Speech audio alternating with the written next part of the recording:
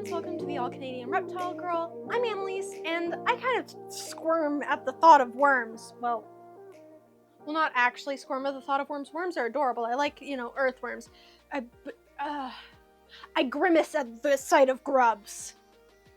That's better. Reptiles are my jam, is what I'm trying to get at, but bugs are not. Even still, I am super excited to talk about our friends today, and while they are not as cute or cuddly as most of the other creatures in my care, today's creature feature is a staple in the diet of many a pet lizard or frog. But more importantly, they are, for me at least, an unsung hero in some of my bioactive enclosures. Let's meet the superworm and its alter ego, the darkling beetle. These are just garter snakes. You'll understand why they're in the video later.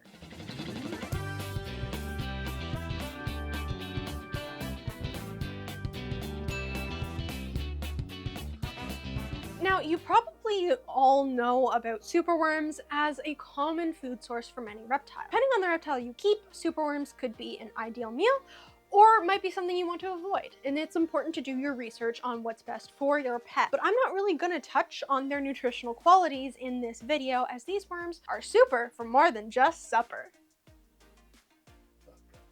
I'm sorry. And I really want to focus on their value as potentially an effective part of your cleanup crew in a bioactive enclosure, as opposed to their value as a meal. Let's start from the beginning. Superworms, also known as Cephalus morio, Great name. are the larval form of a species of darkling beetle. Superworms start as tiny eggs laid by adult beetles. They then hatch into larvae like this, which is typically fed to reptiles. With sufficient food, these larvae will eat pretty much continually. They will then molt as they grow, shedding their hard chitinous exoskeleton for a new, slightly bigger one. After several molts, they pupate into these creepy looking little ghosty things, and eventually, just like Clark Kent transforming into Superman in a phone booth, the pupae will transform into their crawly adult form, darkling beetles. Just like Superman, with more legs and no cape or costume, and they can't fly. They don't have glasses either, and the phone booth is dirt. This analogy got away from me.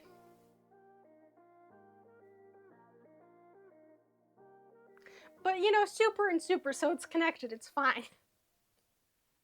So, how can they help with your bioactive tanks? Well, to understand that, we need to look at what makes a reptile enclosure bioactive. Basically, it's a setup that's meant to be its own contained ecosystem with living elements including plants, arthropods, microfauna, and, of course, your reptile. The components can vary greatly depending on size, habitat you're looking to recreate, arid desert versus humid jungle, that kind of thing, animal you're keeping, and naturally, your preferred aesthetic, the kind of plants you want, decor, all of that fun stuff. But in broad strokes, a bioactive enclosure will usually have three things: live plants of some sort, substrate as a base for your reptile to live on and potentially move through depending on the species, and is also going to be the foundation for your plants to grow, and home to the third component, a cleanup crew to help consume decaying plant material, leftover food, and mold, helping to maintain a healthy and clean environment for your reptiles. And by breaking down organic matter, they also contribute to the nutrient cycle, enriching the soil and promoting plant growth. Think of them as the janitors of your enclosure, but instead of mops, they use mandibles. In most bioactive enclosures, that cleanup crew is made up of isopods. You might know them as roly-polies, wood lice, potato bugs, sow bugs, or pill bugs, or one of their many other names. Now, despite having bug in many of their common names, they are not actually bugs or even insects at all. They're crustaceans, just like crabs or lobsters, except, these ones live on land and they don't have terrifying claws, and they don't live in the ocean, which objectively is a very scary place. We shouldn't live near it. That's just my personal take on that. Yeah, I'm scared of the ocean. The other common cleanup crew members are springtails, which are also neither bugs nor insects, despite commonly being referred to as such. They are hexapods, like insects are, but they are in their own class within the subphylum called Entognathus. Both springtails and isopods have been around for a long time, like hundreds of millions of years long. So they have had a lot of time to get really good at what they do and perfect their craft. Different species of springtails and isopods are more suitable for different environments and or the type of stuff that they break down best. But high level, those are usually the go-to types for most critters. Hold on, I'm having issues. Okay, Richmond, you've tied yourself into a bow. Moss, come back here. There we go, much better. Good job, guys. But high level, those are usually the go-to types of critters most folks use as a cleanup crew. And I am no exception. I use springtails and isopods and spiders that also always seem to somehow find their way into every single one of my enclosures in all of my bioactive tanks. And they do a wonderful job. Even the spiders? Sure, yeah, even the spiders. So if they're so great, why are we talking about superworms? Well, as good a job as regular cleanup crews do, they aren't perfect for all setups. Each part of the little ecosystem plays a role. Your reptile, the plants, the isopods, the springtails, bacteria, molds, fungus, everything is interconnected and feeds off each other's waste, keeping each other in check and, if done right, creating a wonderful little balanced ecosystem. Everything is connected. It's like the rainforest. Not the rain. And you, as the caretaker, are a part of that.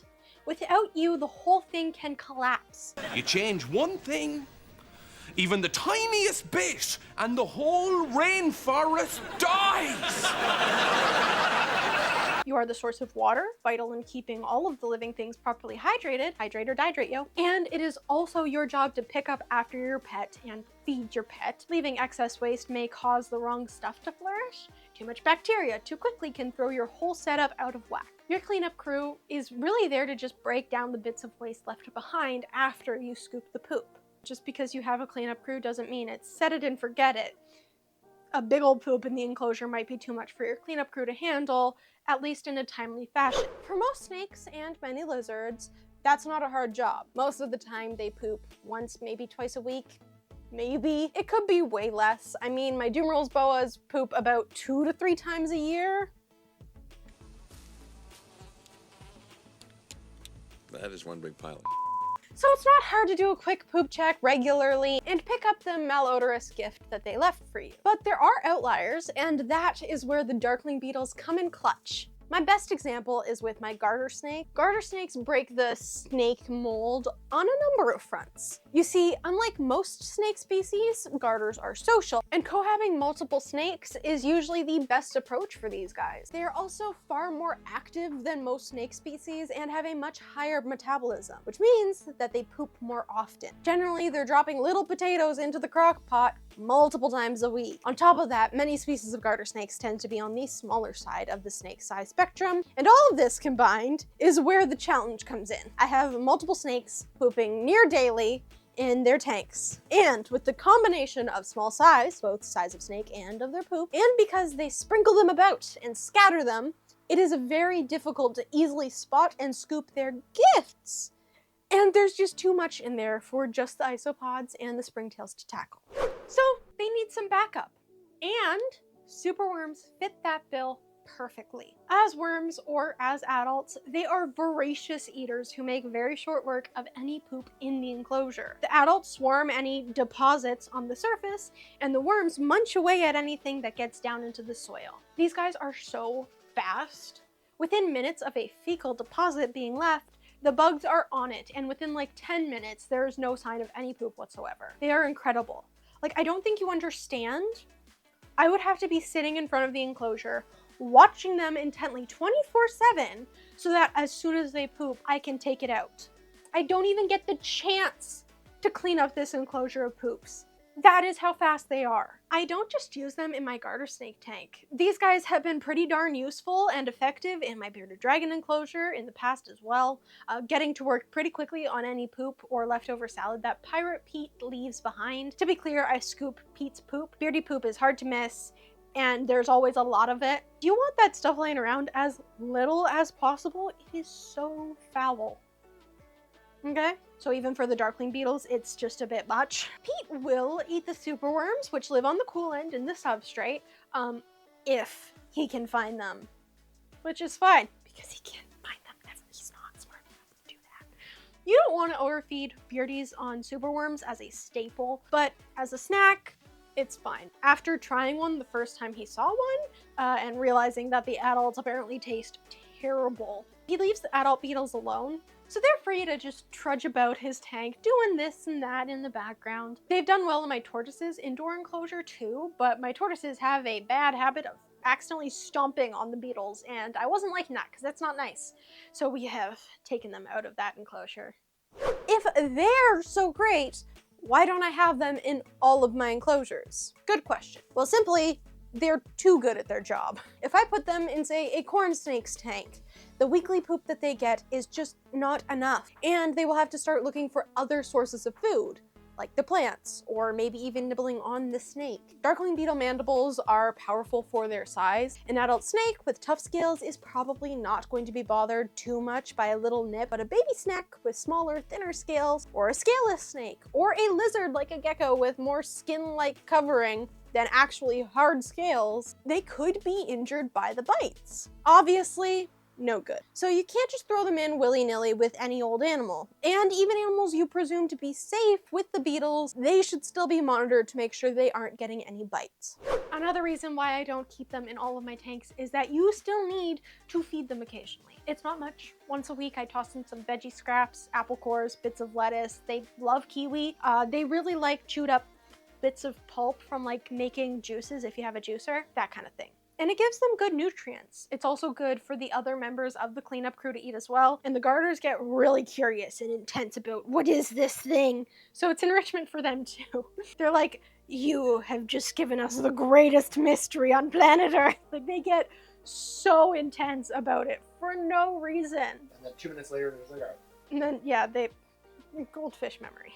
It's not much extra work for the few tanks that I have them in, but maintaining 20 to 25, I'm not really sure, tanks that are bioactive in my home is already a lot of work, and I really don't want to add another task to my list. And it wouldn't be a once a week thing for most of these tanks either. Like with a corn snake with only a weekly poop, one singular weekly poop, I'd have to be feeding scraps almost daily to keep them fed. Just because they're bugs doesn't mean it's okay to starve them, you know? It's nurture all nature, right? Not nurture all nature except the bugs let them starve, they don't deserve food. No, I don't want the extra hassle, especially considering that the regular cleanup crew is already doing a great job on those enclosures. One other downside I should mention is that you will never get a decent snake shed out of your enclosure with darkling beetles. This might not matter to some of you, but many folks like to keep their snake sheds as a way to chart their growth, like the door frame that your parents marked your height on as a kid. Some people like to make jewelry out of it and frame it or show it off as an educational aid, whatever. If you have darkling beetles, the sheds are not going to come out of that enclosure. Shed snake skin is like crack to these beetles and larvae. Like most of the time they're on it and munching away before the snake has even finished wriggling out of it. They're freaky fast. My favorite Subway place, by the way. So there you go. If you have the right reptile and tank, superworm/darkling beetles could be an ideal addition to your cleanup crew. While I generally find them horrifying, part of me does actually like seeing them trundle about the enclosure doing their thing. They always look so busy and like industrious. Like they should be wearing a little suit and tie and going after their little jobs. I like when they climb on the garter snake and then like the snake zips across the enclosure. It's like the yeah, bus. yeah, or They're like the taking train. subway. Yeah. Seeing them race from every corner just to munch on some salad is kind of cute if I don't look too close. I hope that you enjoyed today's video. A huge thanks to my patrons. Here are some of my top tiers. Here. No, wait. Here. No. Here. Yeah. Okay, there we go. My patrons help make all of this possible. As a small token of my thanks, my patrons get early, ad-free access to my videos, behind-the-scenes stuff. Some get their name up here, like this, for all of the internet to see forever. Extra posts, and more. please check out patreon.com/allcanadianreptilegirl to support me, and thanks to you all for watching. Until next time, remember to nurture all nature, even the bugs.